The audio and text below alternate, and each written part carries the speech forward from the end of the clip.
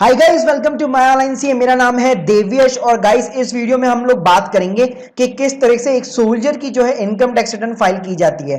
तो चलिए गाइस शुरू करते हैं। शुरू करने से पहले बता दो, अगर आप इनकम टैक्स की जो है प्रोफेशनल सर्विस लेना चाहते हैं तो डिस्क्रिप्शन में आपको लिंक मिल जाएगी, जिसमें 80% ऑफ के ऊपर आपको प्रोफेशनल के द्वारा इनकम टैक्स सर्विस जो है दी जा रही है। तो गाइस चलिए शुरू करते हैं। बताता हूं मैं आपको कि किस तरीके से एक सोल्जर की इनकम टैक्स रिटर्न फाइल की जाती है।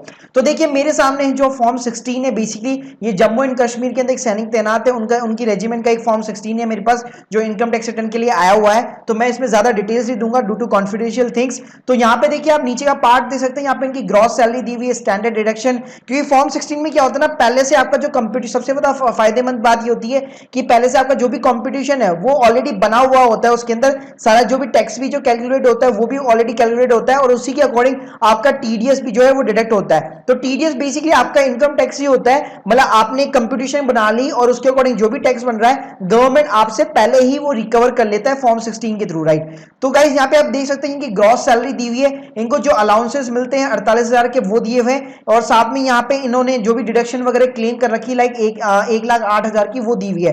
तो इसके बाद में उनके पास में जो भी टैक्सेबल जो भी इनकम बनती है वो सारी चीजें दी हुई है। लेकिन कई बार क्या होता है, कई बार आपके पास में कुछ एडिशनल डिडक्शन होती है। जब आप फॉर्म 16 जब आपका बन रहा होता है तब आपका जो एम्प्लॉयर होता है, मतलब वो आपसे पूछता है, तो उस टाइम पे आप बता नहीं पाते, तो वहां पे क्या होता है आपका जो टीडीएस है वो ज्यादा डिडक्ट होता है। लेकिन चिंता करने वाली बात नहीं है, जब अपनी इनकम टैक्स रिटर्न फाइल करते हैं तो उस टाइम पे आप अपनी एक्चुअल में डिडक्शन दिखा करके उसके बाद में जितना भी एक्चुअल जो इनकम टैक्स आ रहा है वो पे कीजिए, और बाकी जो बचा हुआ है आपको आराम से टीडीएस जो है रिफंड मिल जाता है। लेकिन कई लोग यहाँ पे गलती करते हैं इनकम टैक्स रिटर्न फाइल करने से पहले।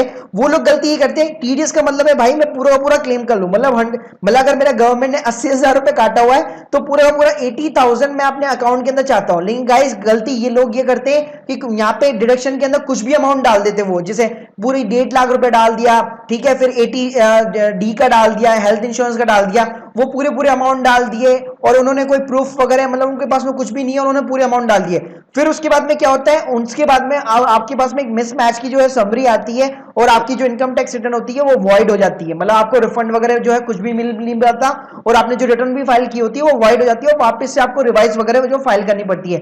तो इनके केस में भी ऐसा ही हुआ है। इन्होंने लास्ट ईयर जो फाइल की थी वो किसी और के थ्रू फाइल करवाई थी, और उन्होंने क्या किया था, पूरा ही रिफंड इन लोगों ने क्लेम कर लिया था, और इनके पास में एक तरह से नोटिस आ गया कि आप पूरा रिफंड आपने ऐसे कैसे क्लेम कर लिया, इन सब के प्रूफ दीजिए। तो वहां पे बहुत ज्यादा कॉम्प्लिकेशन होती है। तो हमेशा मैं आपको सजेस्ट करूंगा, अगर आपका फॉर्म 16 है और एक्चुअल में आपके पास में कोई डिडक्शन नहीं है, तो जैसा फॉर्म 16 के अंदर दिखाया गया है, आपने जो भी दिखाया है वही आपको इनकम टैक्स रिटर्न के अंदर दिखाना है। तो देखिए सबसे पहले बात करते हैं, ये मैंने इनका अकाउंट लॉगिन कर लिया है। अकाउंट लॉगिन के बारे में मैं ऑलरेडी डिस्कस कर चुका हूं। अगर आपने मेरी वो सीरीज नहीं देखी है, डिस्क्रिप्शन में आपको लिंक मिल जाएगी, अभी जाकर वो पूरी की पूरी सीरीज देखिएगा। तो यहाँ पे मेरे को जो चूज करना है वो करना है नेचर ऑफ द एम्प्लॉयमेंट, मतलब फॉर्म मैंने सेलेक्ट कर लिया इनकम टैक्स के अंदर लॉगिन करके। अब सिंपली यहाँ पे मैं स्टार्ट करता हूँ भरना। तो यहाँ पे नेचर ऑफ एम्प्लॉयमेंट के अंदर सेंट्रल गवर्नमेंट आ जाएगा, क्योंकि बेसिकली सोल्जर है और इनकी जो रेजिमेंट है वो बेसिकली सेंट्रल गवर्नमेंट के अंदर आती है। फिर उसके बाद में ये एक नया ऑप्शन आया, इसके ऊपर मैं बात कर चुका हूँ कि क्या ये चीज है। सेक्शन 139 ब्रैकेट 1 के अंदर 7th प्रोविजो, तो हमेशा आपको इसको नो करना है अगर आपकी ये भी कोई भी कंडीशन इसके अंदर फॉल नहीं होती है। उसके बाद में कंपटीशन ऑफ इनकम टैक्स में चलते हैं। तो यहाँ पे देखिए सैलरी दे रखी है, जितनी भी दे रखी है सिंपल सा मुझे कॉपी करना है, और यहाँ पे बेसिकली जो सैलरी प्लस सेक्शन 71 दे रखी है वहां पे मुझे सिंपल सा पेस्ट करना है। कुछ भी दिमाग लगाने की जरूरत नहीं है। फॉर्म 16 के अंदर आपको जैसा दे रखा है आप सिंपल सा वैसा ही फाइल कीजिए, क्योंकि यहाँ पे ऑलरेडी आपकी पूरी की पूरी यहाँ पे कंपटीशन दे रखी होती है। उसके बाद में देखो बात करूंगा यहाँ पे 50,000 की स्टैंडर्ड डिडक्शन दी हुई है, तो ये आपको इंसर्ट करने की जरूरत नहीं पड़ती, ये ऑटोमेटिकली यहाँ पे आप देख सकते हैं ऑटोमेटिकली ये कैलकुलेट होती है, यहाँ पे आपको इंसर्ट करने की जरूरत नहीं है। उसके बाद में यहाँ पे जो है अलाउंसेस दिए हुए सेक्शन 10 के अंदर। अब ये कौन से अलाउंस है मुझे इसके बारे में डिटेल नहीं दी गई है, लेकिन अगर आपके पास में डिटेल हो तो आप डाल सकते हैं ढंग से, क्योंकि यहाँ पे कई सारे जैसे कॉलम आते हैं, जैसे आपका हाउस रेंट अलाउंस हो गया, या इसके अलावा एलटीए हो गया, ऐसे कई सारे अलाउंसेस होते हैं। लेकिन आपको आइडिया नहीं है तो सिंपली क्या कीजिए, एनी अदर जाइए, यहाँ पे अदर्स लिख दीजिए, और यहाँ पे वो जो भी अमाउंट है वो इंसर्ट कर दीजिए। उसके बाद में चलते नीचे आप देख सकते हैं पूरा अमाउंट एग्जैक्टली आ गया। अब कई बार क्या होता है ना, हम लोग जो है फॉर्म 16 के अंदर हमारी सिर्फ वो इनकम आती है जो हमें अपने एम्प्लॉयर से मिल रही है, लेकिन मान लीजिए आपने बैंक के अंदर एफडी करा रखी है तो उसके ऊपर भी तो आप इनकम कमा रहे हैं। मान लीजिए आपने म्यूचुअल फंड कर रखे तो वहां पे सब जगह आपका पैन लिंक होता है, तो वो मान लीजिए बैंक वगैरह कोई आपका टीडीएस वगैरह डिडक्ट करता है। जैसे आप टैक्स डिटेल में देख सकते हैं, ये मेरा टीडीएस कटा हुआ है, जो रेजिमेंट है उसने काटा हुआ है, और यहाँ पे ये जो टीडीएस दूसरा काटा हुआ है वो काटा हुआ है बैंक ने। मतलब कोई एफडी होगी जिसपे 45,000 का बेसिकली जो है बेसिकली इनको इंटरेस्ट मिला है, और इंटरेस्ट के ऊपर 10% के हिसाब से इन लोगों ने यहाँ पे टीडीएस कटा हुआ है 4,520। तो ये इनकम देखिए ऑटोमेटिकली यहाँ पे आ चुकी है, मेरे को डालने की जरूरत ही नहीं पड़ी। तो यही बेनिफिट होता है जब भी आपका पैन कार्ड अपने किसी अकाउंट के साथ में लिंक होता है, तो इनकम टैक्स डिपार्टमेंट पूरा वॉच करता है, पूरा ट्रैक करता है। मतलब आप लोगों को कुछ भी करने की जरूरत नहीं पड़ती है। अगर आपने कोई एफडी वगैरह भी करा रखी है, उस पर आपको इंटरेस्ट मिल रहा है, उस पर टीडीएस करता है, तो ऑटोमेटिकली यहाँ पे आप देख सकते हैं ऑटोमेटिकली मेरे पास में अमाउंट जो यहाँ पे फैच होके आ जाता है। तो ये भी इनकम यहाँ पे आपको शो करनी पड़ती है apart from your actual income जो आप कमा रहे होते हैं अपने प्रोफेशन से। अदर इनकम भी यहाँ पे आपको शो करनी पड़ती है कि अदर कोई इंटरेस्ट फ्रॉम डिपॉजिट है या हाउस का रेंट है, तो वो इनकम भी यहाँ पे आपको शो करनी पड़ती है। उसके बाद मैं बात करना चाहूंगा डिडक्शन की। तो डिडक्शन मोस्टली यहाँ पे एटीसी आता है, जिसके अंदर आपका लाइफ इंश्योरेंस हो गया, कोई एलआईसी करा रखी है, बच्चों की फीस हो गई, या कोई ऐसे म्यूचुअल फंड है, ईएलएस म्यूचुअल फंड्स वगैरह उसके अंदर इन्वेस्ट कर रखा है, या प्रोविडेंट फंड है। तो आपने फॉर्म 16 के अंदर जो दिखा रखा है, अपने एम्प्लॉय को जो जानकारी दे रखी है कि मैंने कोई होम लोन ले रहा है, उसके ऊपर मैं इंटरेस्ट वगैरह पे कर रहा हूँ या इतना प्रिंसिपल पे कर रहा हूँ, उसकी मुझे डिडक्शन चाहिए, या मैंने कुछ भी एटीसी से रिलेटेड कुछ भी मैंने ले रखा है और ऑलरेडी मैंने एम्प्लॉयर को जो डिक्लेयर कर रखा है और उन लोगों ने फॉर्म 16 में जो डाला हुआ है, तो हमेशा आपको मैक्सिमम वही क्लेम करना चाहिए।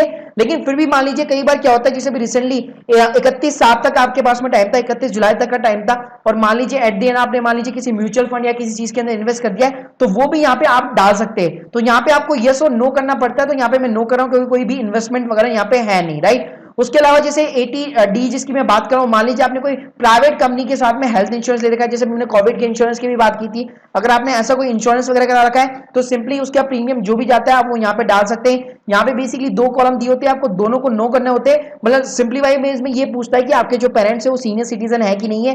दूसरे कॉलम में पूछता है कि whether any of your parents is senior citizen, तो आपको नो करना है, और जो भी आप प्रीमियम पे कर रहे हैं उसके अकॉर्डिंग आपको यहाँ पे प्रीमियम डालना पड़ता है। उसके बाद में वापस में कंपटीशन पे आ जाता हूँ, तो आप देख सकते हैं सबसे पहले यहाँ पे मैंने सैलरी इंसर्ट की, उसके बाद में स्टैंडर्ड डिडक्शन ऑटोमेटिकली आ गई, और उसके बाद में यहाँ पे अलाउंसेस थे जो मुझे पता नहीं थे किस कैटेगरी में, तो मैंने अदर्स के अंदर यहाँ पे डाल दिए। उसके बाद में मैं नीचे चलता हूँ तो मेरा एक बैंक का एफडी था, उसको ऑटोमेटिकली इन लोगों ने अमाउंट फैच कर लिया है, तो वो यहाँ पे दिख चुका है। और उसके अलावा यहाँ पे मैंने एटीसी के अंदर जो भी मेरी डिडक्शन आई थी फॉर्म 16 के अंदर वो मैंने कैलकुलेट कर लिया है। तो आप देख सकते हैं उसके ऊपर जितना टैक्स बन रहा था, जैसे 80,605, तो 80,605 मेरी जो इनकम के ऊपर टैक्स बना था वो ऑलरेडी मैं पे कर चुका हूं। वो कैसे? क्योंकि गवर्नमेंट ने मेरा ऑलरेडी टीडीएस काट लिया है। टीडीएस का मतलब भी टैक्स का पेमेंट होता है बेसिकली।